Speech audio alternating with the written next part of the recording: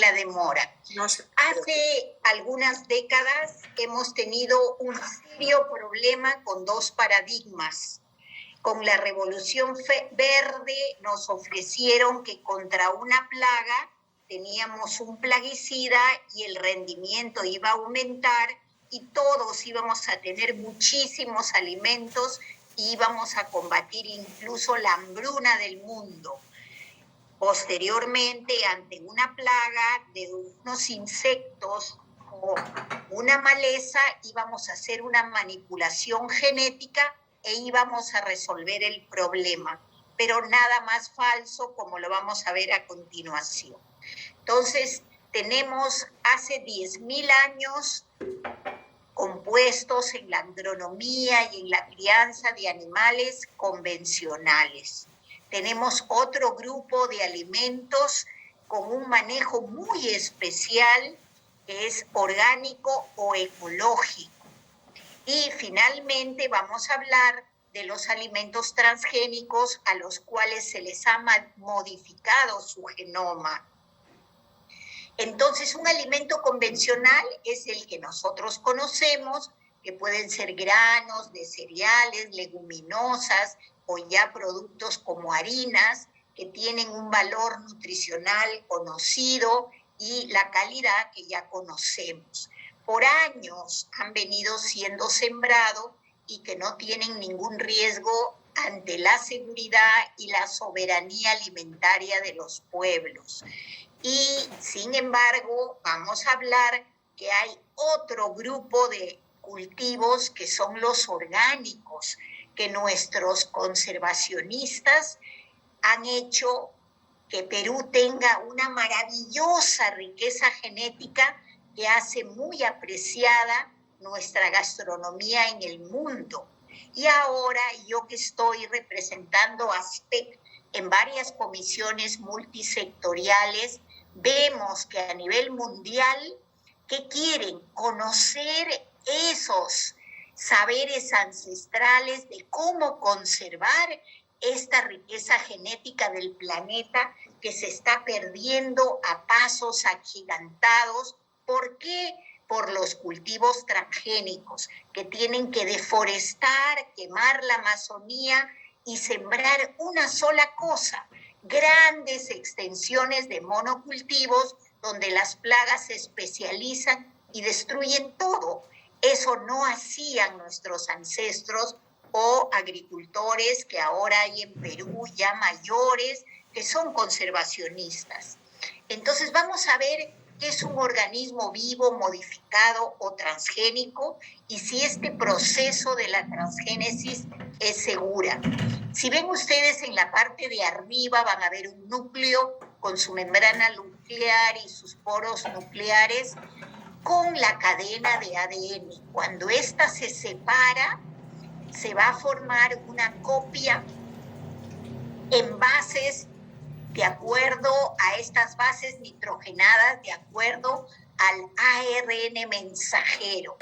Esto sale como copias a través de los poros nucleares y en el citoplasma de la célula, cada 3 codones se va a formar allí un aminoácido y la suma de aminoácidos conformen las proteínas. Pero si yo inserto porciones de ADN diferente, obviamente las proteínas que se generan van a tener francas diferencias.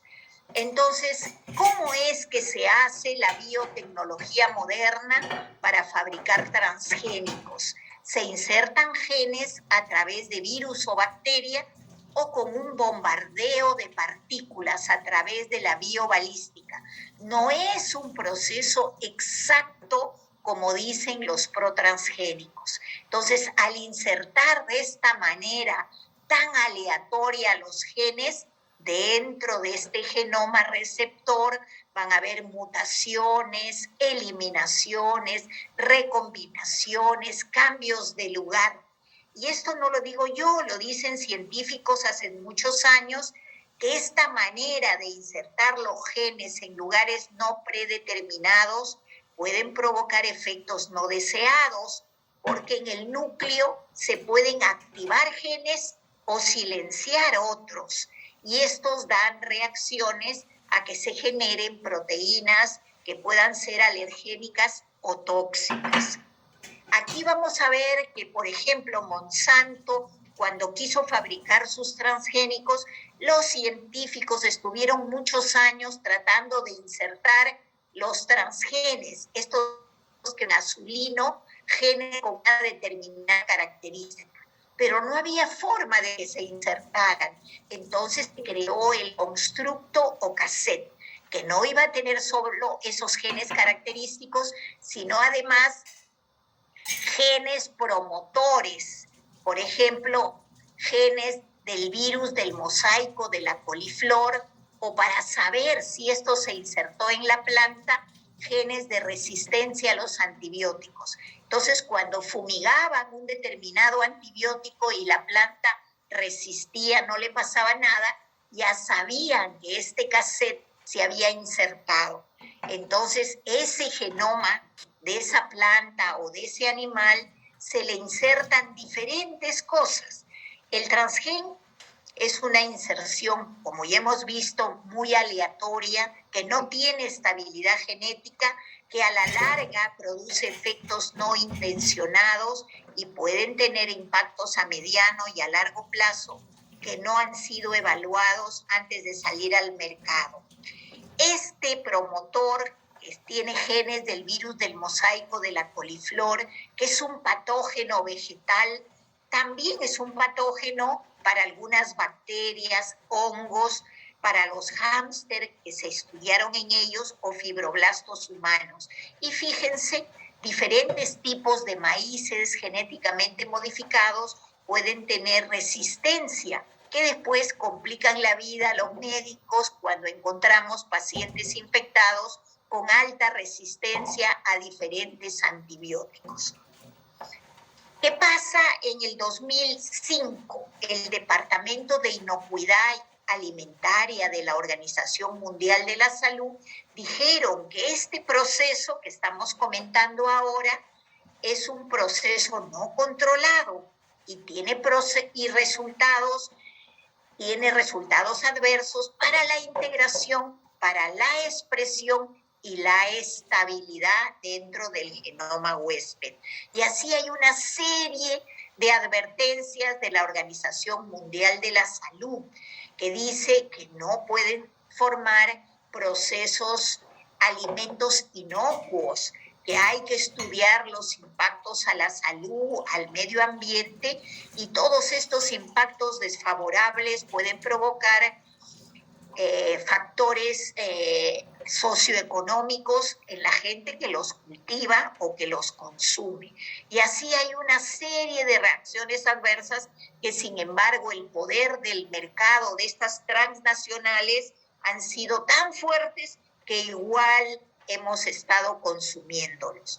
Fíjense ustedes, este es un registro federal de la FDA que dice que los alimentos derivados de variedades vegetales desarrolladas según los nuevos métodos de modificación genética se regulan en el mismo marco y según el mismo enfoque que los surgidos del cruce tradicional de plantas, 1992. Cuando se aduce de que estos productos son muy seguros porque tienen muchos estudios realizados, no es cierto. ¿Qué dice acá la FDA? Que se hagan los mismos estudios que cualquier estudio normal en una planta. Y el haber modificado el genoma era una intervención sumamente peligrosa. ¿Y por qué ha ocurrido eso? Por el lobby, por el cabildeo de muy alto nivel en los Estados Unidos y las puertas giratorias. Y vamos a ver el concepto de la equivalencia sustancial.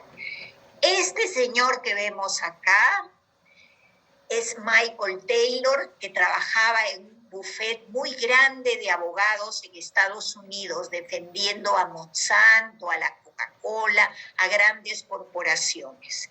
No fue gratuito que aterrizara en la FDA no para regular este tipo de alimentos, sino para la desregulación, creando el concepto de equivalencia sustancial. A su vez, también pasó por el Ministerio de Agricultura de los Estados Unidos, también para desregular, y muchos años después fue premiado con un cargo muy importante en una dirección de la empresa de Monsanto.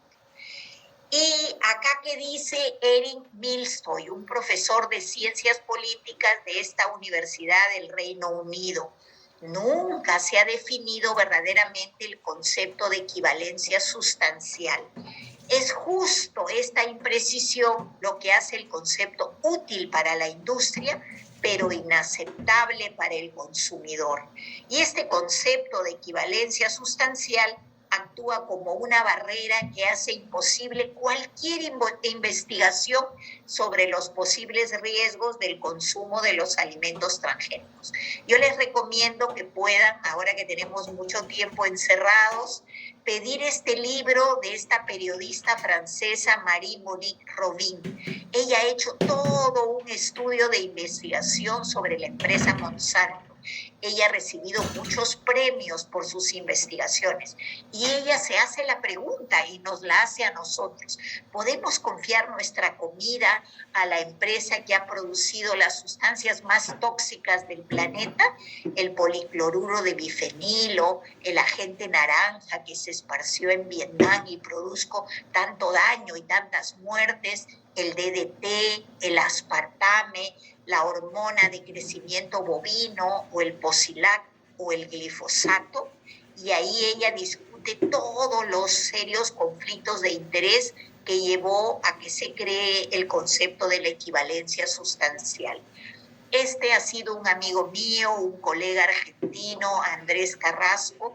Él creó la ciencia digna, porque ahora muchos científicos de grandes universidades trabajan para las grandes corporaciones por el lucro, pero sin nada de responsabilidad social ni ambiental. Él descubrió que el glifosato, este herbicida tan usado en diferentes países del mundo, incluso en Perú, en el arroz y en la caña de azúcar, producía daños craneofaciales importantes, también dañaba el tubo neural y producía pérdida de neuronas. Le hicieron un bullying tan terrible que después él, el 2014, tuvo un infarto y se murió. Pero él creó una escuela a nivel latinoamericana en toda la región de América Latina y el Caribe. Él explicaba que esta tecnología de los organismos genéticamente modificados viola procesos biológicos usando procesos rudimentarios, peligrosos y de consecuencias inciertas, que supone mezclar material genético de distintas especies. No solo altera la estructura del genoma modificado, sino que lo pone inestable en el tiempo, produce disrupciones o activaciones no deseadas de genes del huésped. Pero lo más importante es que afecta directa o indirectamente el estado funcional del genoma y las redes regulatorias que tienen que ver con todo su equilibrio dinámico. Y esto para que vean científicos independientes que de equivalencia sustancial no tienen nada. Por ejemplo, la soya genéticamente modificada tiene a 12-14% menos de isoflavonas que regulan las hormonas sexuales y poseen 27% más de un alergeno inhibidor de tripsina. ¿Qué pasa con la colza aceitera genéticamente modificada para que produzca más vitamina A? Sin embargo, tiene menos vitamina E y un perfil lipídico alterado. O el arroz BT, que produce un insecticida para las plagas, tiene diferentes niveles de estos azúcares, ¿no? O el maíz MON 810 Ojo, que tenemos ley de moratoria, pero tenemos maíz amarillo duro, MON 810 en Piura como contaminante, que también tiene un perfil proteico muy diferente del maíz convencional y muchos de sus ácidos grasos importantes ausentes. Se alteran las proteínas del metabolismo energético y de carbohidratos y el procesamiento de la información genética y respuesta al estrés, provocando toxicidad y alergenicidad. Es bien importante que ustedes pudieran leer el libro de Steven Drucker. Él escribió Genes alterados y verdad torcida o retorcida. Él era un abogado de una ONG, Alianza por la Biointegridad, y él dijo, si la FDA siempre hacía los estudios de seguridad antes de sacar un medicamento o alimento al mercado, ¿por qué en este caso no ocurrió así? Y entonces vio que había un apoyo enorme de las grandes autoridades, incluso presidentes del país, y entonces él vio que no iba a ganar el juicio por este cabildeo tan importante. Entonces pidió que durante el juicio le muestren todo lo que opinaban los científicos sobre este tipo de alimentos transgénicos. Y entonces eso lo publicó y lo puedo compartir con ustedes. Ahí los propios científicos daban sus alertas y sin embargo estos alimentos salieron al mercado. ¿Y qué vemos?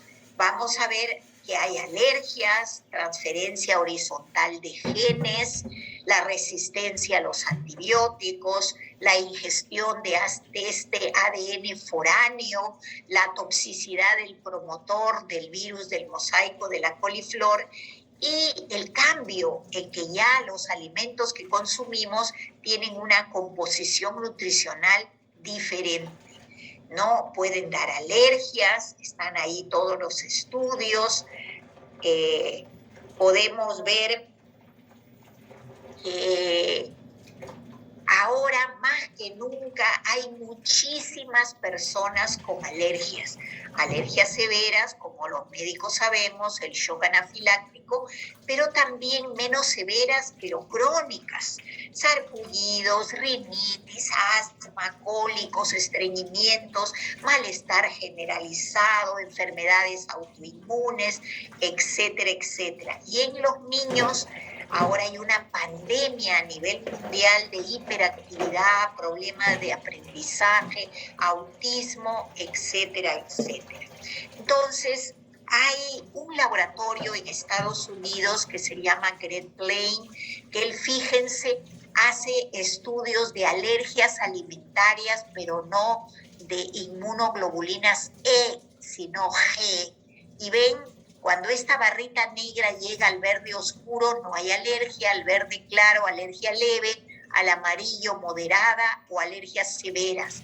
Y estos niños sí tienen, por ejemplo, los autistas que yo veo y le mando a hacer análisis a este laboratorio, tienen alergia severa a la caseína de la leche de vaca. Ven algunas leguminosas, ven aquí a la gliadina, que es el producto metabólico de ¿qué? Del gluten, ¿ya? Entonces ellos tienen alergia severa al gluten, al trigo. ¿Dónde tenemos gluten? En el trigo, centeno, cebada y cuáquer. Entonces se les hace con una nutricionista que conozca del tema una dieta personalizada mirando las alergias. ¿Qué ha pasado el 23 de septiembre del año pasado? Ha habido un encuentro de las Naciones Unidas preocupados por la biodiversidad del planeta y hay 4 conclusiones que quiero compartir con ustedes. Que el mundo se enfrenta a desafíos sin precedentes por la pérdida de la biodiversidad. Hay 1 millón de especies en peligro de extinción. La segunda conclusión es que hay que escuchar, aprender de nuestras poblaciones ancestrales y comunidades locales, porque ellos son los conservacionistas. Tenemos que aprender de ellos. En la superficie donde ellos están estas poblaciones indígenas y comunidades locales es donde no se ha perdido la biodiversidad y que habría que ver cómo asegurarle los derechos a la tierra a estas poblaciones indígenas y comunidades locales para asegurar la biodiversidad del planeta.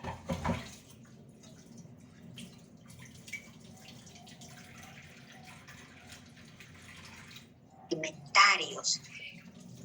Como les mandé en mi currículum, yo pertenezco a USNAL, es la Unión de Científicos Comprometidos con la Sociedad y la Naturaleza en América Latina. Uno de los grupos que pertenece es el grupo ETC, que tiene que ver con la erosión, la tecnología y la concentración. ¿Qué está pasando? No es que los cultivos transgénicos rinden más y que han combatido el hambre y la pobreza. No, han despojado de tierras a muchos agricultores familiares, los han despojado de sus terrenos, como tienen cultivos tecnificados, se han quedado sin trabajo. Y entonces, ¿qué es lo que vemos en los últimos años?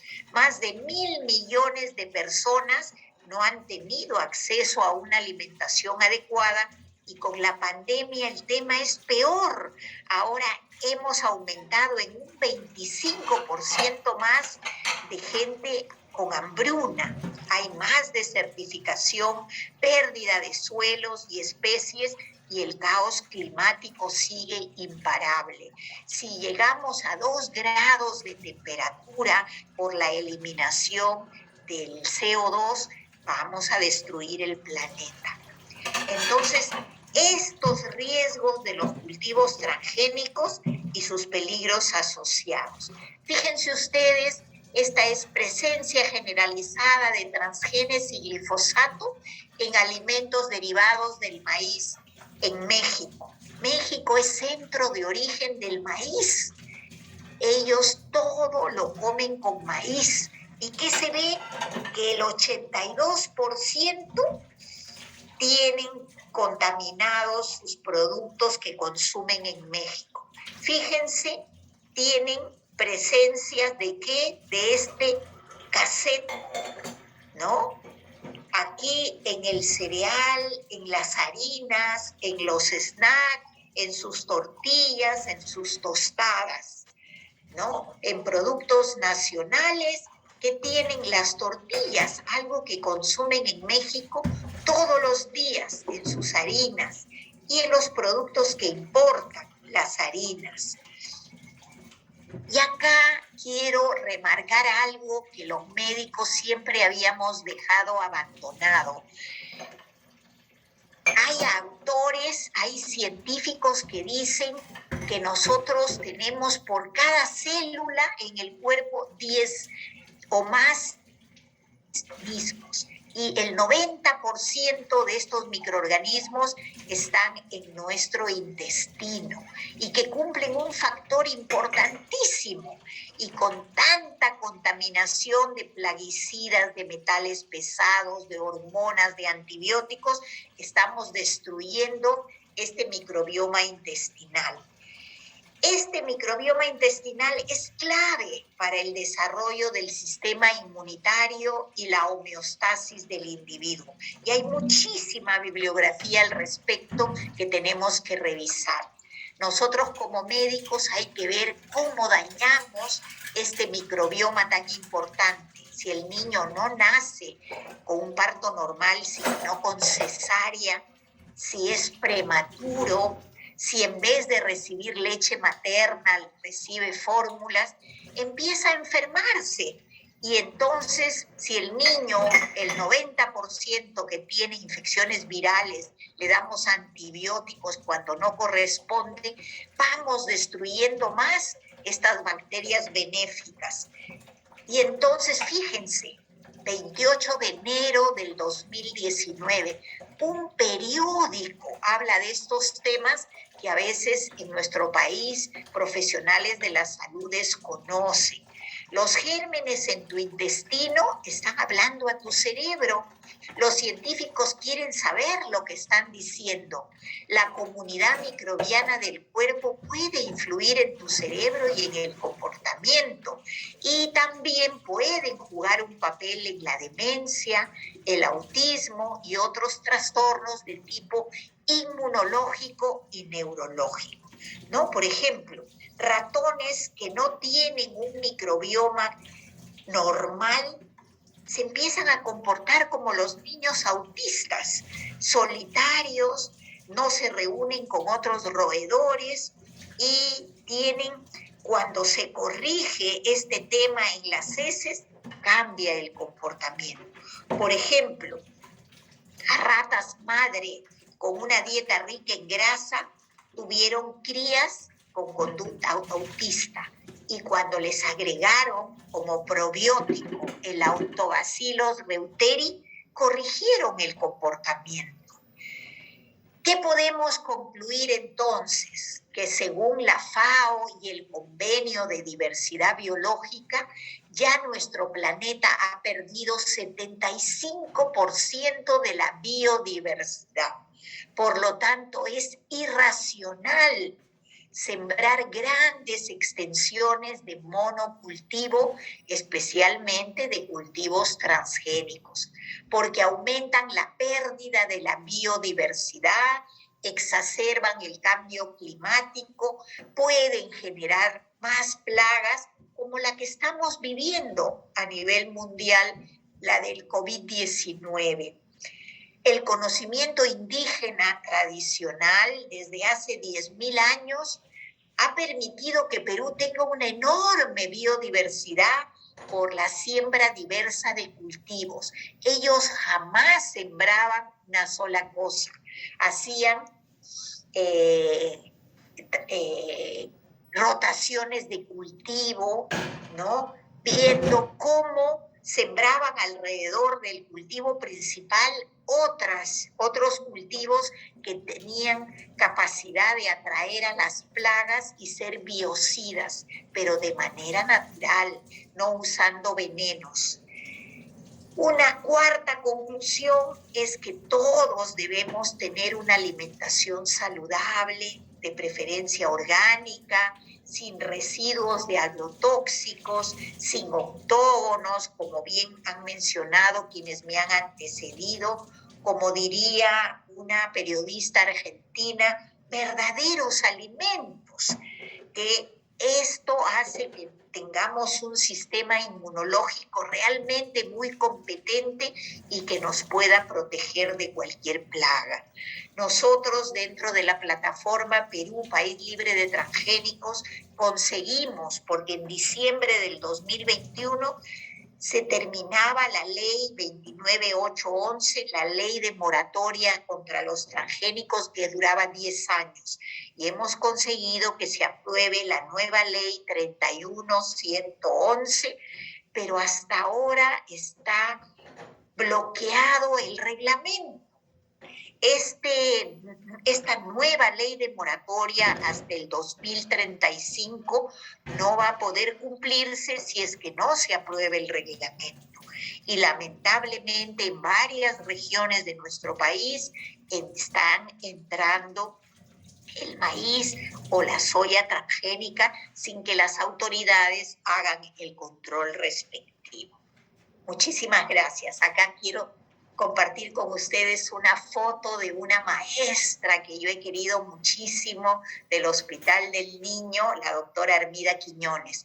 Ella también nos enseñó lo que era la ciencia digna, tener muchísima responsabilidad social y ambiental y no solo pensar en el lucro. Muchas gracias. Muchas gracias, doctora Luna. De verdad, bastante elocuente y con mucha base científica todo lo mencionado durante su disertación. Hay una pregunta del auditorio respecto a cómo se pueden reconocer a los productos transgénicos.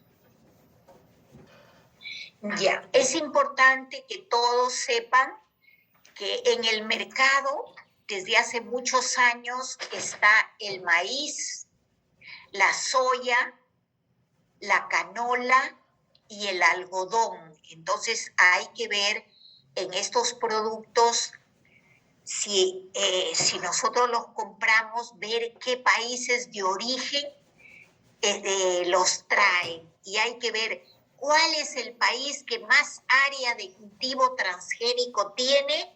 Es Estados Unidos, en segundo lugar Brasil, en tercer lugar Argentina, después Canadá, la India y en sexto lugar Paraguay.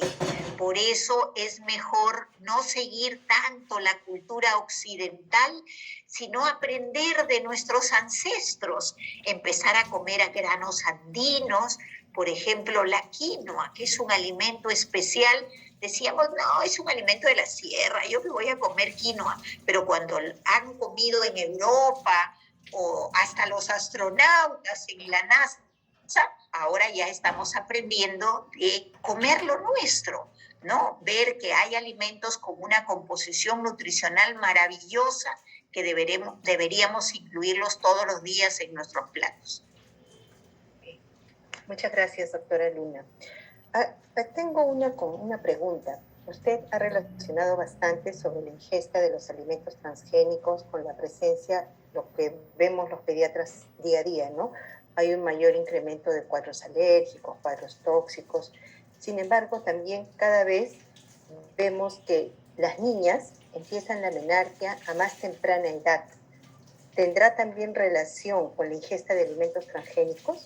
Sí, fíjense, Argentina es uno de los países que ha liberado muchísimo transgénicos y que vemos niñas de 8 o 9 años con reglas. ¿Y por qué? Porque ahí les mencioné que a las vacas en Estados Unidos le daban el famoso Posilac. Era un estimulante para que la vaca produjera mayor cantidad de leche. Era un estimulante transgénico para la producción de leche, pero las vacas se enfermaban y se morían, ¿no? Y dentro de la leche quedaba este producto que lo que vemos es, acá hemos peleado muchísimo nosotros para que se etiquete que si un alimento tenía un componente transgénico y que la gente ya informada decidiera si lo comprara o no. Pues la ley de la defensa del consumidor salió el 2010 y el artículo 37 decía que en 6 meses se tenía que regular y informar en la etiqueta si un producto contenía algo transgénico. Y no, hasta ahora hay una resistencia enorme. Si las empresas tuvieran mayor responsabilidad social, podrían reestructurar, cambiar su producto, retirarlo y no contener esto. Pero eso no se da en nuestro país. Muchísima resistencia al etiquetado. Entonces, consumir una leche que le dan esa hormona de crecimiento bovino para que produzca más leche, eso he visto yo en la Argentina, el incremento de la primera menarquia en edades muy tempranas, ver cómo ya las características sexuales secundarias aparecen. Y también ahora se habla de las enfermedades epigenéticas. ¿Eso qué significa? Que nosotros sabemos que el ADN va a formar el ARN mensajero y de allí sintetizar proteínas. Pues esta expresión del ADN con la contaminación de los combustibles fósiles, del agua que a veces no es potable, que tiene una serie de contaminantes, los alimentos con todas estas sustancias tóxicas, los agroquímicos, las hormonas, los antibióticos, están haciendo que se produzcan muchísimas proteínas funcionales y estructurales diferentes, provocando muchísimas enfermedades, y hay bibliografía ya al respecto. Por ejemplo, ¿cuál es el país que más enfermedades tiene de este tipo? Estados Unidos. En los años 50, de 10.000 nacimientos tenían un niño con autismo. A la fecha, para algunos autores, de 45 nacimientos hay un autismo, o, por ejemplo, la doctora Cynthia Smith o Stephanie Seneff, con quienes compartimos información, ellas dicen que dentro de poco, de 2 niños que nazcan, uno va a ser autista. Y de 10, hay 10% de niños con hiperactividad. En los mayores hay 10% de Alzheimer y Parkinson, y en los jóvenes hay síndrome de pánico, síndrome bipolar, trastorno obsesivo compulsivo, fibromialgia y fatiga crónica.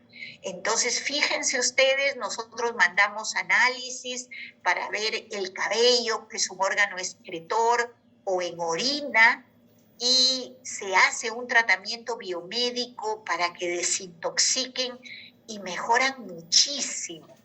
Pero lo ideal sería que nuestro país realmente tenga agua potable, que nuestros alimentos no sean fumigados con sustancias prohibidas en el mundo y que se proteja, ¿no? Yo, por ejemplo, he estado como asesora de ASPEC como 3 años trabajando en una dirección del Ministerio de Agricultura y con SENASA, que bien saben ustedes que es el Servicio Nacional de Sanidad Agraria. Entonces ahí veíamos que las autoridades están muy preocupadas por controlar el límite máximo de residuo agroquímico o producto veterinario en todo lo que se exporta, porque antes mandaban un container y eso lo devolvían cuando tenía límites altos de estos residuos. Ahora no, ahora incineran el container y pierden todo. Pero nuestro mercado interno, Jaime Delgado de ASPEC ha hecho estudio de estas sustancias tóxicas en el mercado de frutas, en el de Chosica, el de Magdalena, el de Lince y de Jesús María. Y en los granos, las verduras no encuentran un plaguicida, encuentran a veces 5, 6, 7 sustancias tóxicas en un solo producto que estamos consumiendo. Yo con sorpresa escuché a un colega de la Liga Peruana contra el Cáncer que el año pasado hemos tenido 60.000 nuevos casos de cáncer. Entonces ya es tiempo que nuestras autoridades empiecen a hacer su trabajo. Gracias.